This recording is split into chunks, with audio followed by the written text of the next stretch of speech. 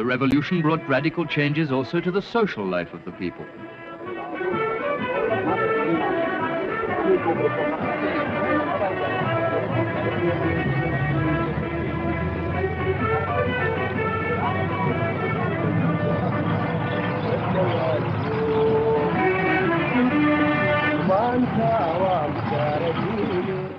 A rural development campaign based largely on student-teacher volunteers and backed by the slogan, "If you know, teach; if you don't know, learn," was one of its major achievements.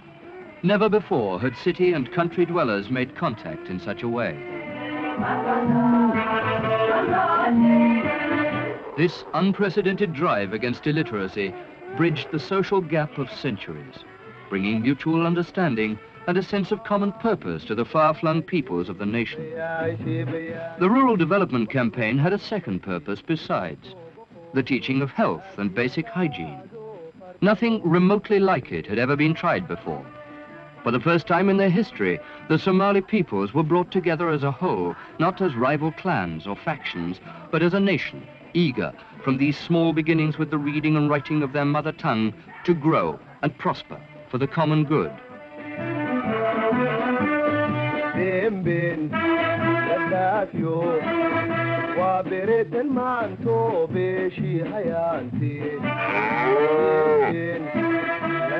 Doctors and teachers together, no matter how remote the community they visited nor how poor communications, scoured the Somali countryside to carry out their missions of enlightenment.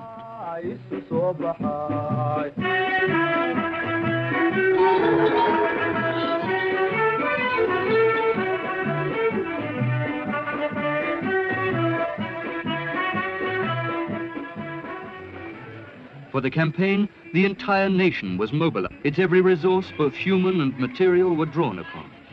At the end of the first 6-month phase, its supporters and the nation's leaders turned out to greet the returning students who had played so large a part in its obvious success.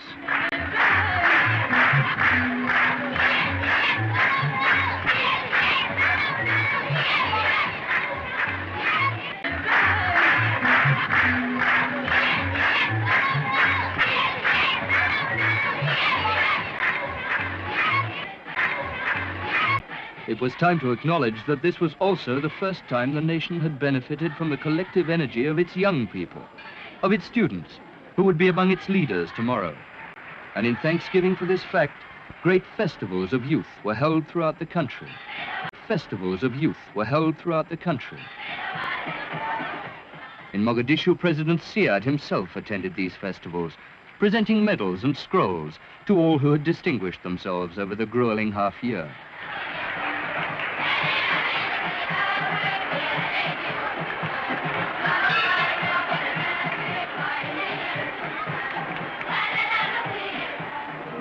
With the campaign, the Somali people had reached a peak of national unity. Its benefits seen, progressive forces throughout the country stood ready to defend the gains of the revolution. Students now, with teachers, youth groups, doctors, farmers, engineers, and the armed forces themselves, were all united in their resolve to carry the nation further still.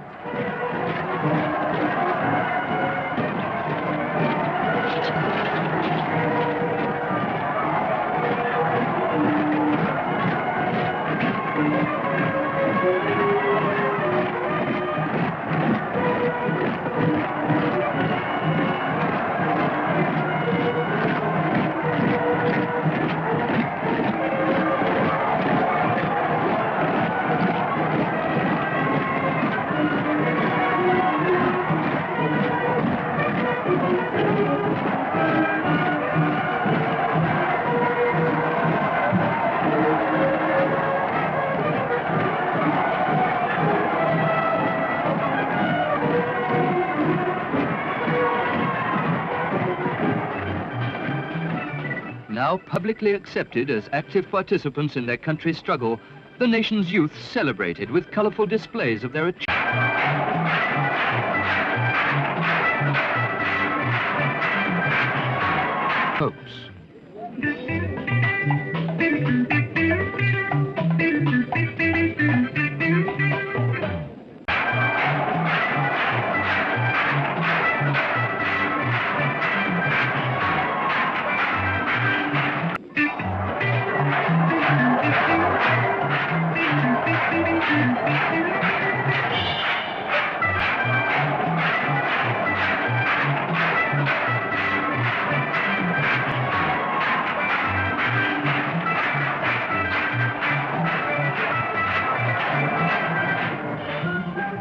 As we've already seen, former generations of Somali students had to learn of the world through foreign languages and cultures. Today, they are taught up to the secondary level, at least, in Somali. With government prompting, a Somali alphabet was agreed in 1973, enabling the first Somali books to be published for use in primary, intermediate, and secondary education. At last, the young could learn of and take pride in the culture and history of their own country. The revolution had pledged equality for women also. No longer suppressed by convention, girls and women today are given equal rights in education and the national life. They rank, in fact, among the leaders of the new society. For these future mothers of the nation, domestic science and needlework are new additions to the syllabus.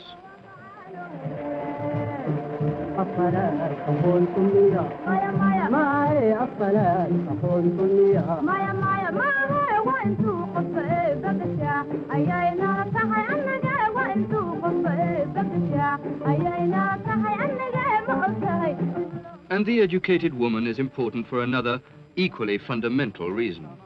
As the center of family life, without encouragement from her, tomorrow's children will grow and learn more slowly.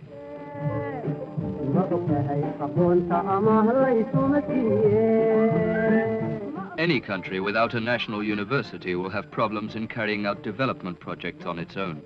They just won't have the skilled technicians. Accepting this as self-evident, an early task of the revolution was to endow a first-class university with faculties chosen to meet the country's specific needs. And their doing so bore fruit. Many of Somalia University's graduates today have already played leading parts in countless development projects of national importance.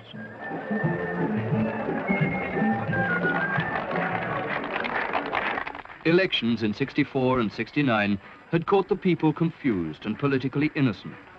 Now, special orientation centers were built where they could learn their basic responsibility towards society at large. The centers stressed the value of national unity. Above all, they worked to eradicate ancient clan divisions and feuds. The centers are working. People of all kinds gather here to discuss their problems, seeking and offering solutions on the basis of each other's experience. But they are not just political forums. Despite their title, they are used also as local sports grounds for the young, places where healthy minds can grow in healthy bodies.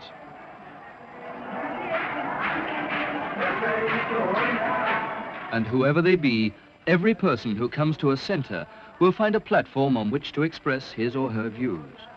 Universally adopted, they have become the community